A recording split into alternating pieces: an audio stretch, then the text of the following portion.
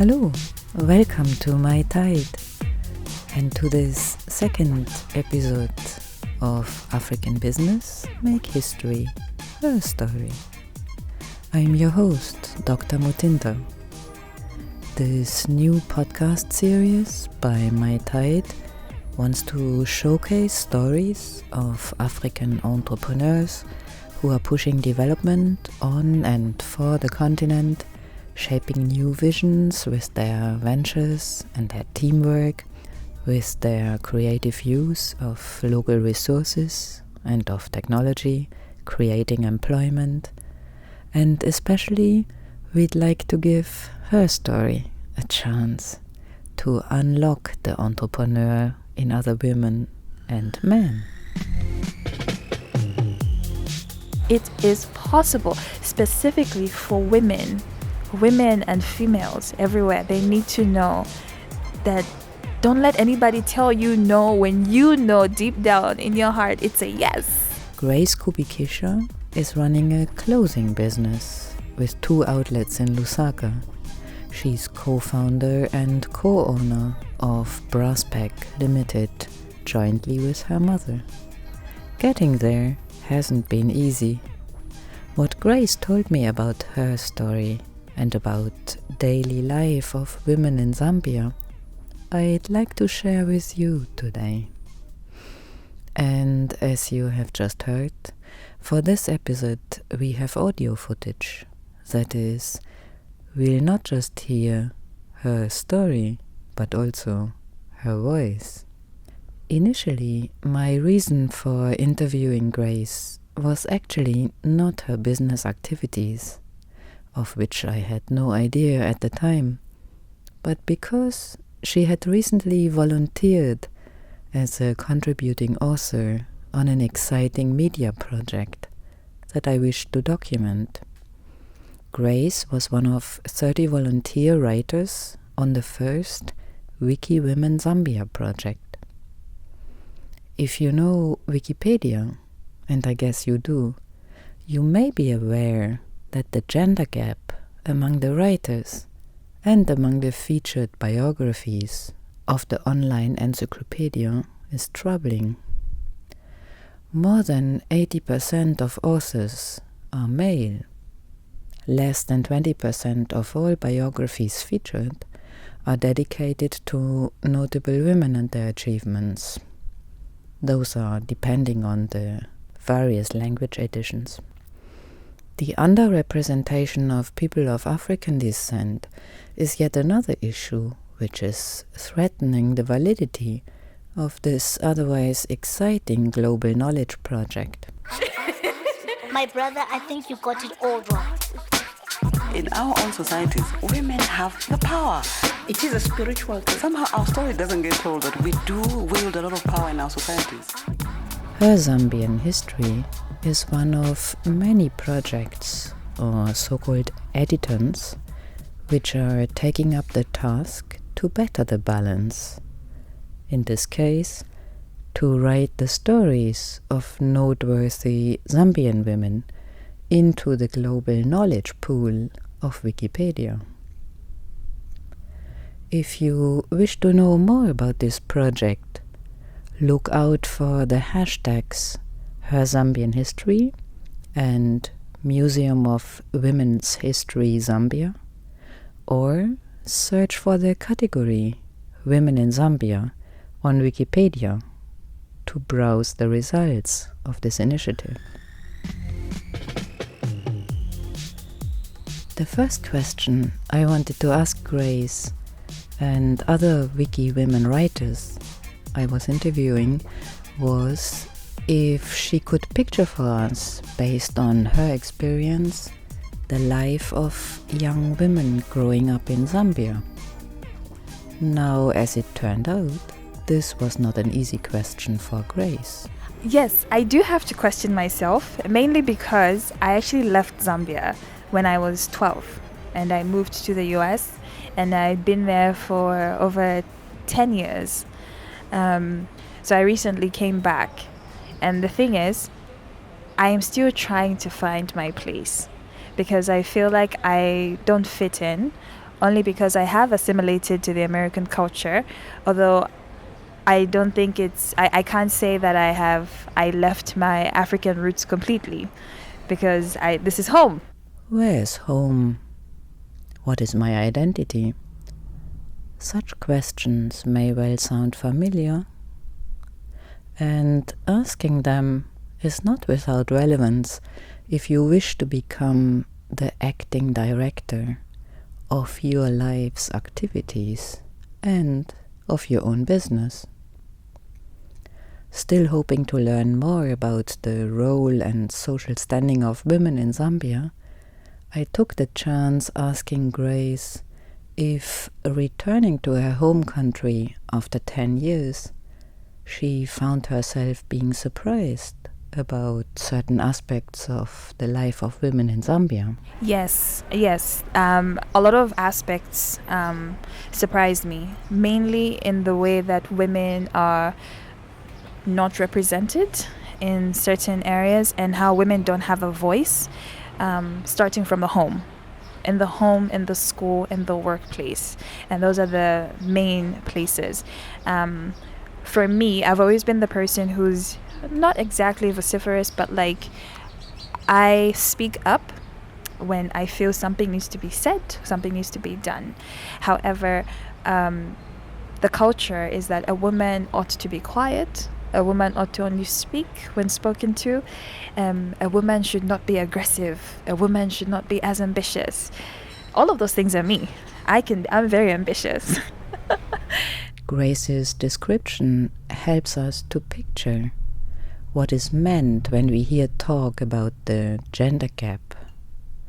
If, like Grace, you are a woman who wishes to follow her dreams and realize her ambition, but the role model for women in the society around you is to be quiet and submissive, or at least doesn't support women's participation in public life, you are bound to feel like a bit of a misfit, or face outright trouble.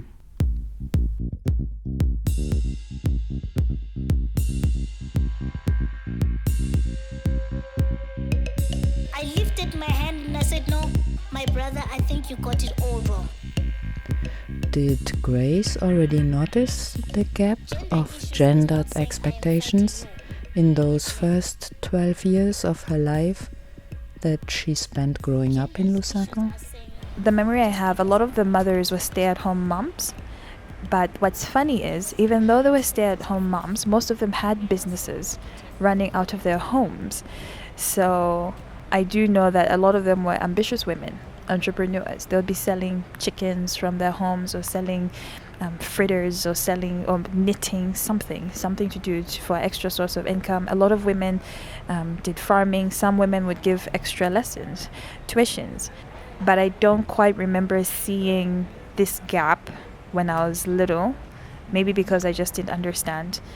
But coming back, I definitely see it in the home and in the workplace especially. It's a very, very big issue, in my opinion. Grace had become an educated and professional woman during the years she lived and worked in the States. Returning to Zambia, the different social expectations of women and men strike her attention wherever she turns. Interestingly, the critical point when Grace got face to face with the habitual expectations towards women in Zambian society became the very founding moment of her own business. And as she tells us now, she's partnering in this venture with her mother. My parents have always had a business together. They actually started one of the businesses, my mom and my dad, but my dad passed in 2012. And after my dad passed in 2012, there's like the culture sort of demands that certain property is shared. That's just how things happen. But what happened was we were suffering at the hands of relatives who wanted to just take everything away from us, everything that my parents had worked for. And because I was a little bit older, I said no, because there was nobody to speak for my mom, because again the culture said she should be quiet, so she couldn't speak, and she was a grieving widow at the time, so it was difficult to sort of fight for certain things. I was there, so I decided, no, we need to put a stop to this. I was called disrespectful, I was called stubborn, I was called hard-headed, and I said that's fine, and as long as justice is served, because it needs to be there, we will not be silent anymore. So we fought for the company that my parents built.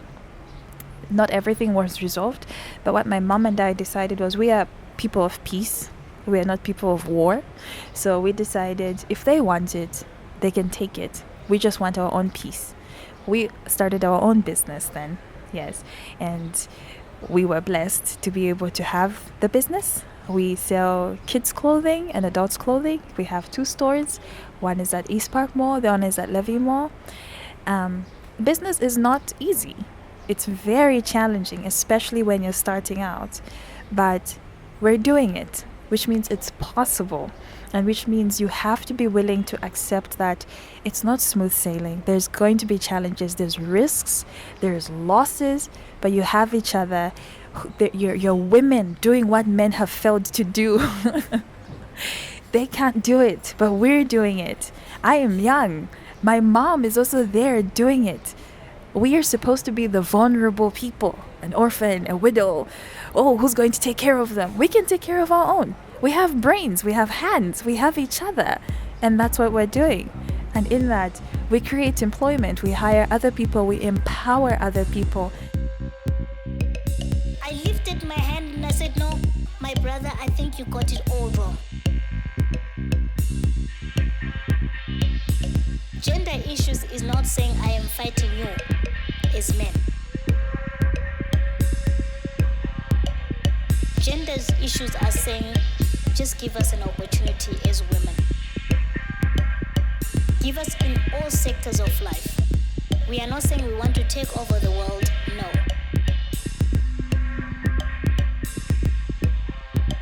But gender issues is about living together, the men and the women together, understanding each other, appreciating each other.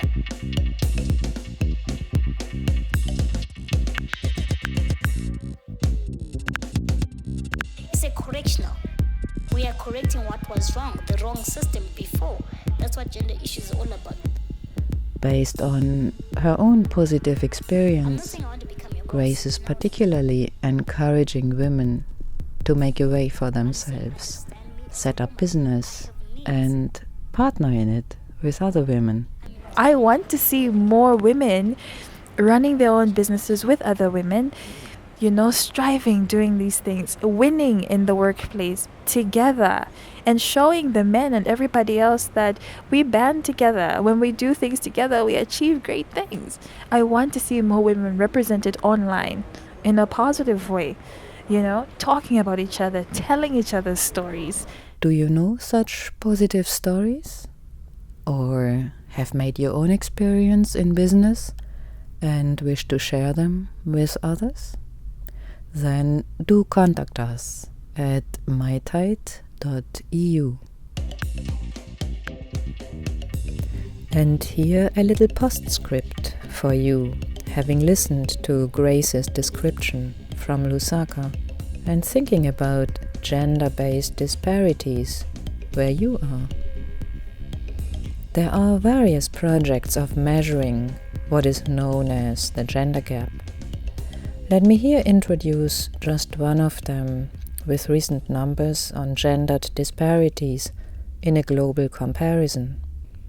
Since 2006, the World Economic Forum has collated annual data from near to 150 countries to what they call the Gender Gap Index. The effort is meant to compare and track progress towards gender parity on a global scale in 4 thematic dimensions: education, health, economic, and political participation and opportunity. The report of 2018 traces gender disparities of about 4% in education and health. In terms of political participation of women, disparities are the largest, with 77%, while the economic opportunity and participation gap is tracked as 42%. In other words, we still have to overcome a gap of almost 50% to reach equal economic opportunities for women on a global scale. I leave you to study the numbers for your own country and possibly assess, with a view on your knowledge of life on the ground, the validity of comparing in numbers vastly different countries and societies. This is MyTide Radio. You have been listening to the second episode of African Business Make History, Her Story. I'm Dr. Mutinta. Thank you for joining us.